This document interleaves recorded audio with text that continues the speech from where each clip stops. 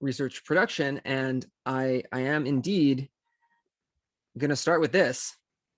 So this is the O-ring of which Rohan was speaking. This is where the name of O-ring production functions comes from. For people who aren't familiar with this, on January 28th, 1986, the Space Shuttle Challenger exploded 73 seconds after liftoff. All crew members on board died. And the cause of this disaster was traced to these O-rings, which were supposed to seal the fuel segments together. And under low temperature, these O-rings failed, fuel leaked out, causing the explosion.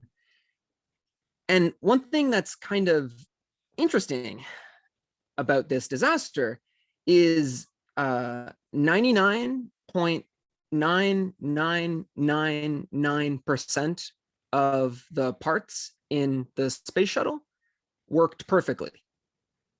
And yet, despite that, right, the whole thing blew up and it was a complete disaster. Everybody died.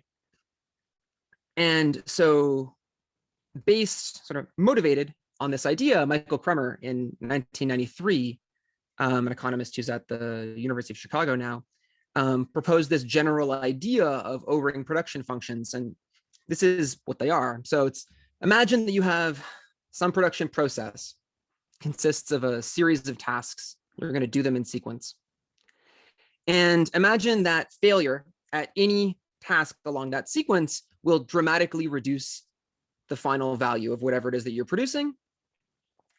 And then further imagine in this world, it's just not possible to substitute quantity for quality. So you can't basically take some step in the process and say, you know, it's not being done that well, but if we sort of break it up, farm it out to multiple people, we'll kind of make up for it in volume. So one easy way to just model this is to just think of some production function where you have some quality for every single step. And that quality is going to vary between 0 and 1, where 1 means that it's done really well, 0 means that it's done really badly. And then you're basically just going to be multiplying every single one of these together. So step 1 times step 2 times step 3. And you'll often show this with this constant n for the number of steps. That way, longer processes aren't sort of inherently penalized, right? Now, if you want some intuitions for like what are examples of this kind of thing? So a lot of the stuff that we call high-skilled jobs has something that seems kind of like an O-ring production function. So surgery, for example. Imagine you have a surgeon. Surgeon's going to be doing this series of steps. It's really quite important that you get all of them. If you sort of get like most of them, but then one of them is done really badly, this could really reduce the final value of that entire medical procedure. You know, I did everything right, I just took out the wrong lung or something. This is going to be like a really big problem. This is, I think there are lots of other examples around high skill. So I think like programming typically has something like this too, right? Like most of my functions work. This one was a total disaster. That probably will have some major impacts on the overall thing you're putting together. This is different from lots of other jobs. Typically, the jobs that we call low skill jobs, low skill work. I don't like that term, honestly, because a lot of that work is really hard and involves challenging skills. But if we're thinking of them in terms of production functions, they're often not like this. So if you're thinking maybe cleaning a house or picking crops, they typically don't have this structure where one sort of mistake dramatically undercuts the final value. And they are the kind of job where if you have, you know, 2 people that maybe aren't that good at cleaning, they can do the job as well as one person who's really good. That's quite different from surgery, where, you know, you wouldn't want someone who's like, I'm a pretty bad surgeon, but don't worry, I've got this other really bad surgeon. So together we're like a good surgeon, right? It doesn't work that way. Same thing with programming, doesn't work that way. So this is the general idea behind O-ring production functions. Where Michael Kremer takes this is to go and talk about the way that when you form teams, when you sort of imagine this embedded with like a matching process, this can potentially explain lots of patterns that we see in income differences across countries. I'm going to take this in a different direction. I I think it's really useful to think of the production of research as having an O-ring production function. And to be like just super clear, I think I could defend that the research literally has an O-ring production function. That's not what I really care to defend here. I just think it's a super useful heuristic, which is, I think, a bit of a lower bar. And what I'm going to do then is explain what I mean by this, right? So why, what does it mean for research to have this O-ring production function? And then just talk a little bit about some of the implications for this. I'm going to be focusing on social science. That's the kind of thing that I do, sort of political science and economics. But I think a lot of these ideas carry further than that. So just to give credit where credit's due, I'm not the first person to realize that research might have some of this structure. As far as I can tell, there were two people that had some variant of this idea before me. So one of them is David McKenzie, who's an economist at the World Bank. And this one hurts a little because David McKenzie always has my ideas before me. And so this is just another case. He's a wonderful guy. And I have no idea who Jonathan Dingle is, but in my Googling to see if this was an original thought, he had an interesting blog post, Co-authoring is not about comparative advantage, where he sort of sketched out something that is sort of similar to what I'm going to talk about here. So anyways, if you find this interesting, those are two people that might have other things to say on the matter. Final bit of like ground clearing here. My hunch going into this, and I think I'm right, having watched some of these talks, I've been between teaching and watching small children for the past few days. But my hunch is that I might be a little bit different in thinking, like, for me, when I think about reproducible research, I'm mostly on board with Caitlin here. Reproducible research is just like, that's just what research should be. That's just research. And the research that can't be reproduced,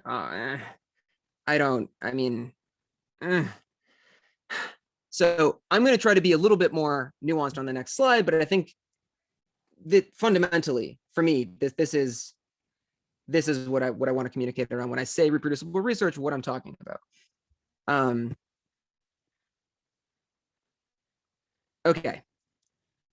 So for my purposes, let's just consider, when I say reproducible research to talk about this, I'm just talking about research that is estimating some parameter well. And by that, I mean, imagine that we knew the truth, we're getting close to it. I think that you can take a lot of different similar-ish, but different definitions, you're going to end up in the same place. So I don't really care to like overly defend this. If you're thinking about predictions, getting predictions that are close, I think there are a lot of ways that'll just sort of hash out the same way. And it's not going to matter for the sake of the talk. It's really reasonable then to ask, like, how do you know if something is done well? And then I think we have these sort of normally two ways. One of them is going to be, you can audit all sorts of different things in the study itself, internal to the study. So, look at the sample, see if it is representative of whatever it should be representative of, analyze the code, analyze the measurements, etc. You could also draw a new sample, run everything, see if you get similar results.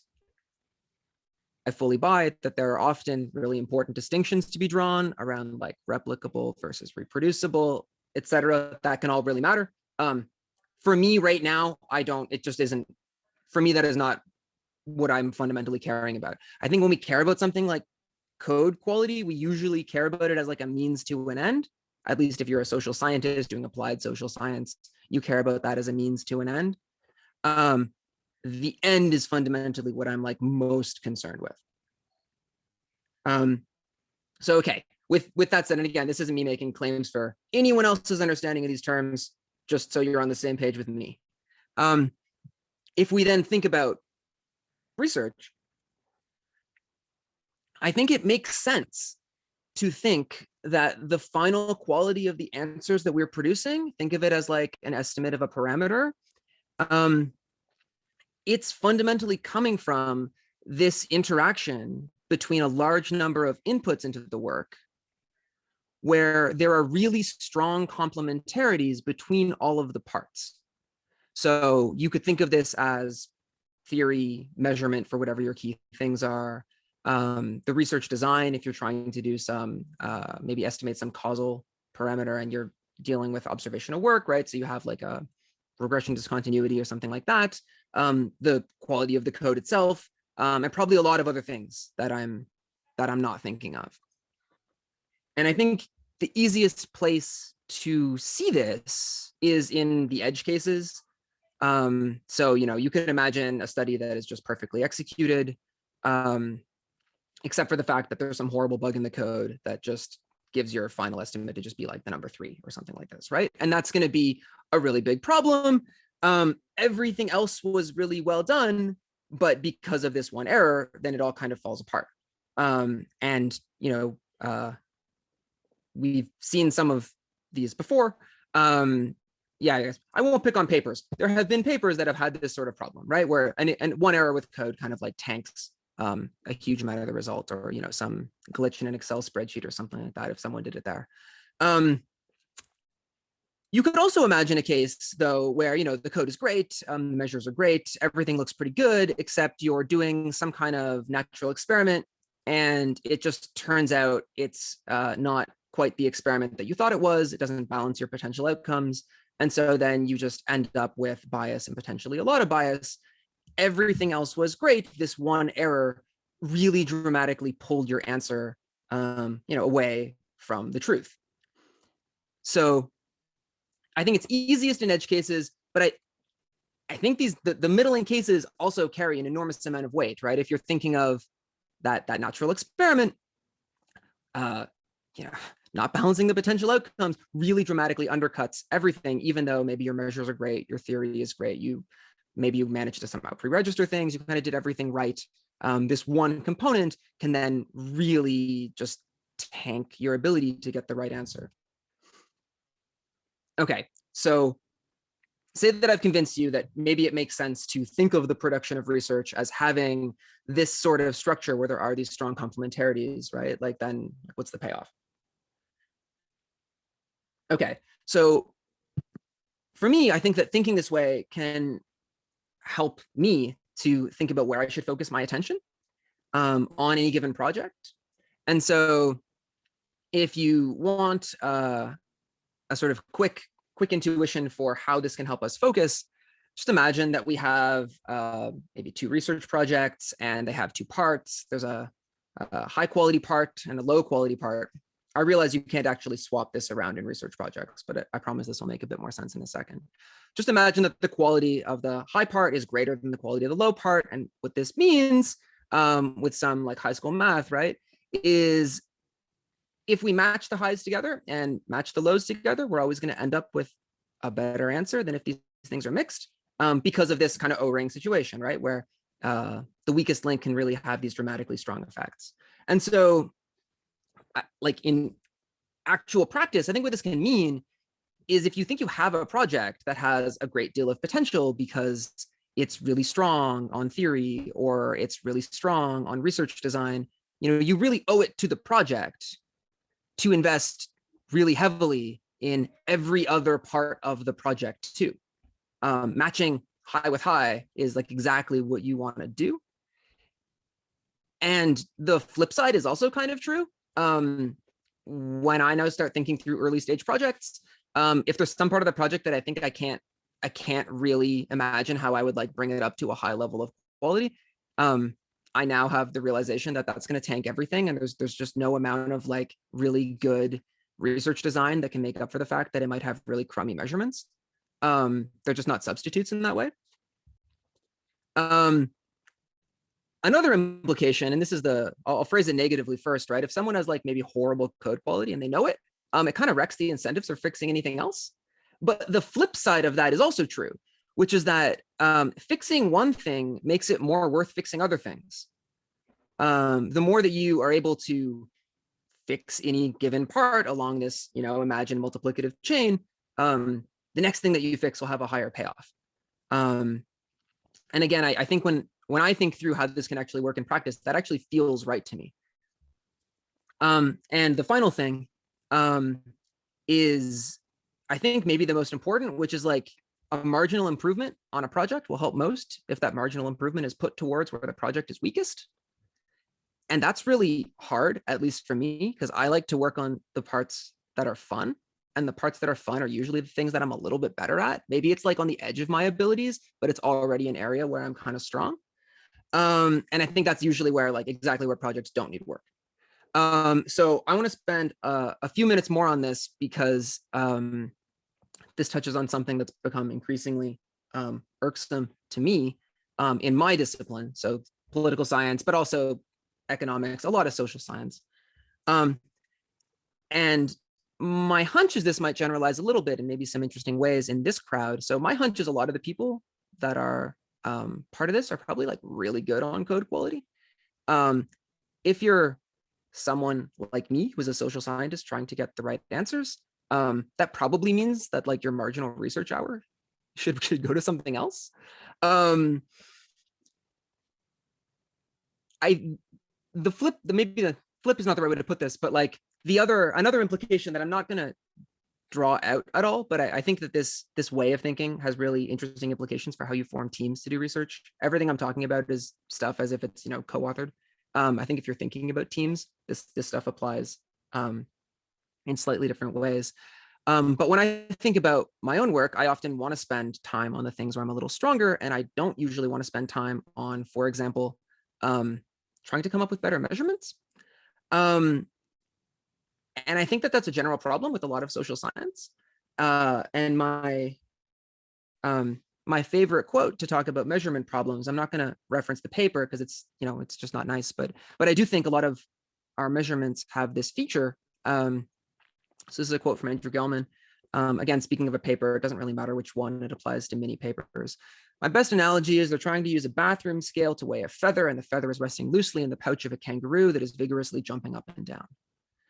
I think that often describes some of the things that we're trying to measure. It's not because, you know, it's hard, right? It's because it's hard, but you still need actually good measures to avoid this kind of problem.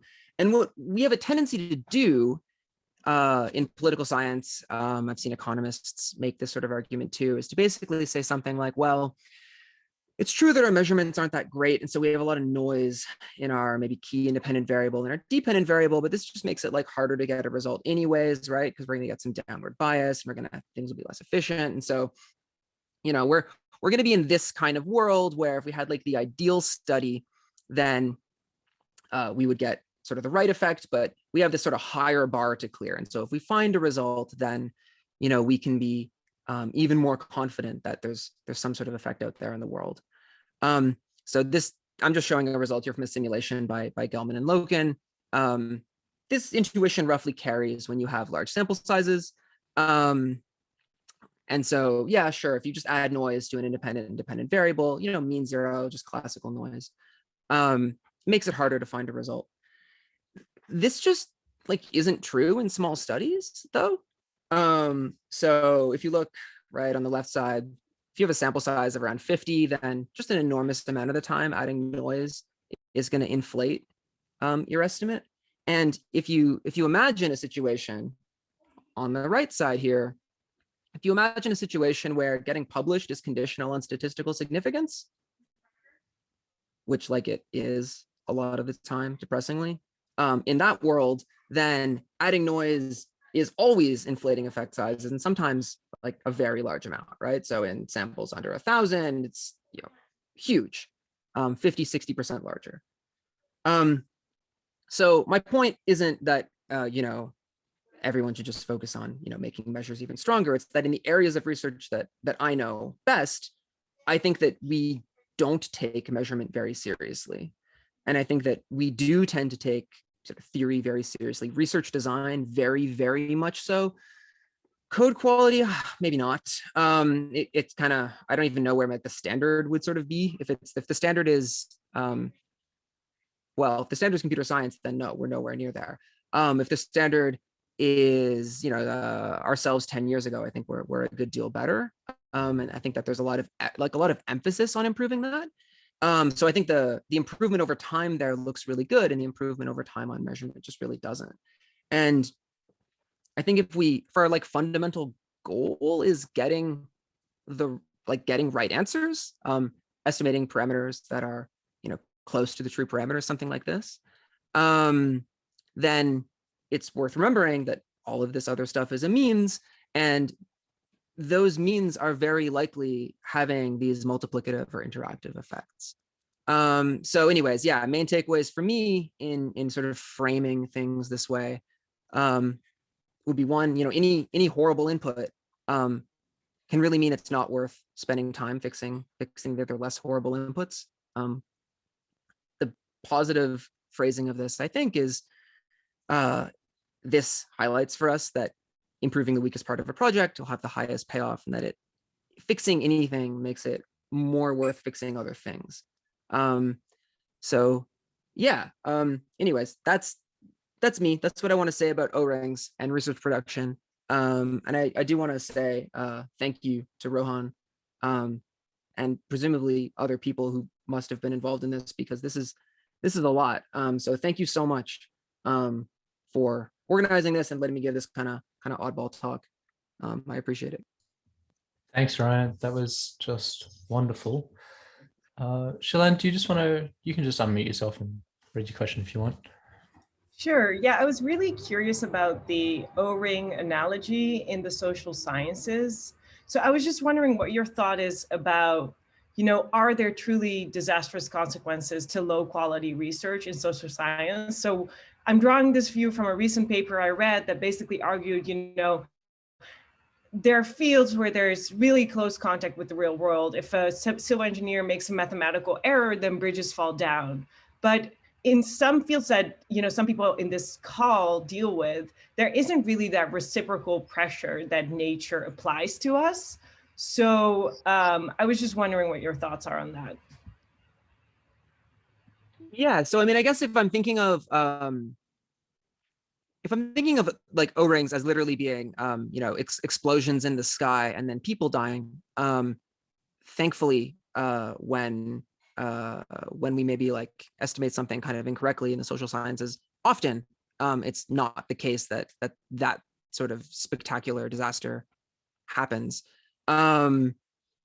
I would just say, I mean, so it's possible, I think, to come up with examples where this stuff actually really does matter, and it's yeah, it's ethically, even aside from just like doing good work is important, it's more important to human welfare, and I can think of examples of that. But I would just say, like, I wouldn't I would try to just distance the idea a little bit from like the literal spacecraft exploding, and try to focus it a little bit more on the more abstract notion of any of these parts dramatically reducing the value of the final thing.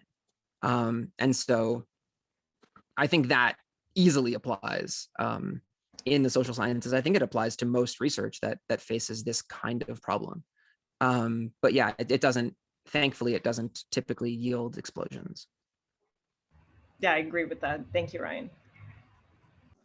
Does anyone have any other questions or comments that they'd like to add into the chat or into the Slack? Ryan, how has this sort of shift in your thinking affected how you advise students? That's a great question. I mean, the thing that I'm still processing about this, honestly, is I think it helped to give me a frame for understanding why research was so incredibly hard, which I just think it is. It's probably encouraged me to try to be a little bit more explicit on guidance on different steps of a project, where before I might have thought, people kind of sort these things out, and now I'm a little bit more afraid of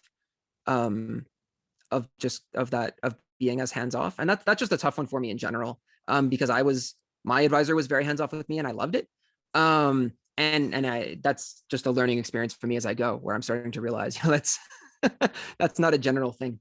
But yeah, no, that's a really good question that I don't think I have a really good answer to right now. But one thing is that it's made me a little bit more hands-on, I think, and tried to make me a little bit more explicit. I'm trying to catch up on the chat.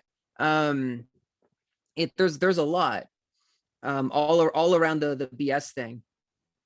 I'll try to skim that and maybe have a thought as if that's interesting. Sure, oh, I see. I mean, maybe the one thing I'll just say really quickly, I haven't made it through everything in the chat. I don't, yeah, so I don't mean to imply that BS is in deceit.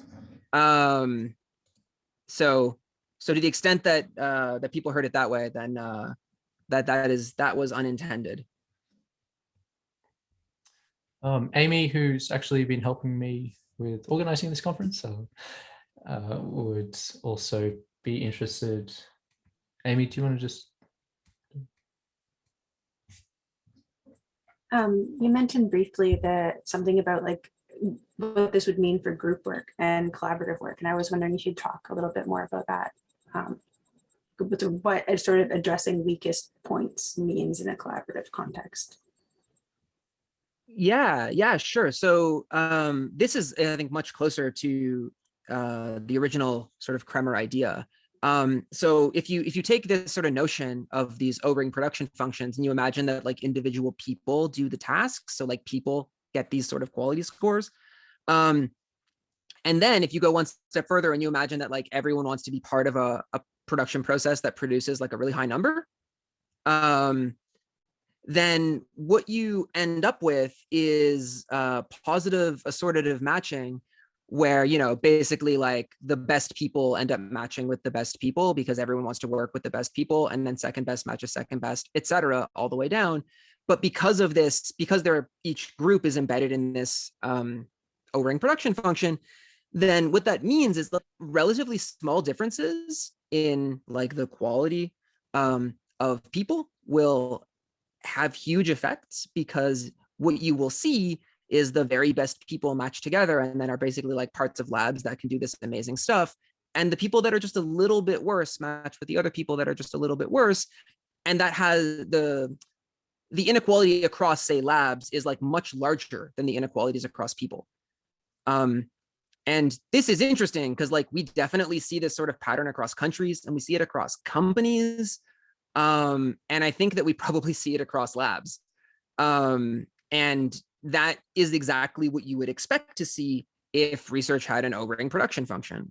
You would expect to see inequalities across organizations being much, much larger than the inequalities across people because of this structure of production, because of the way that people interact to produce work. Yeah, so I just find that to be like an interesting anecdote. I think that does sort of match the world that I see. Thank you so much. Great answer.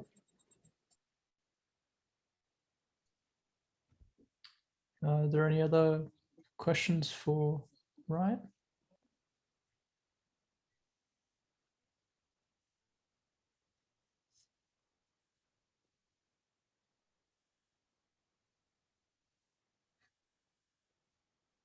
So are you going to team up with somebody and turn it into a paper?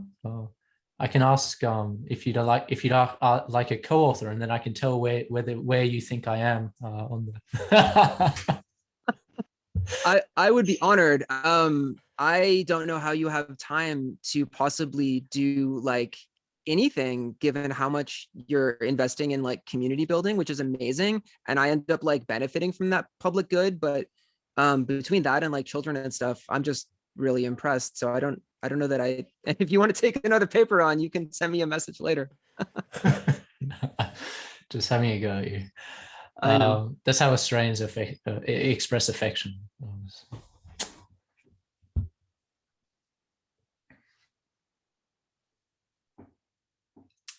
Yeah, we'll just say once more, thanks very much for a very interesting talk, Ryan. Really appreciate it. Yeah, my pleasure. Thanks for having me.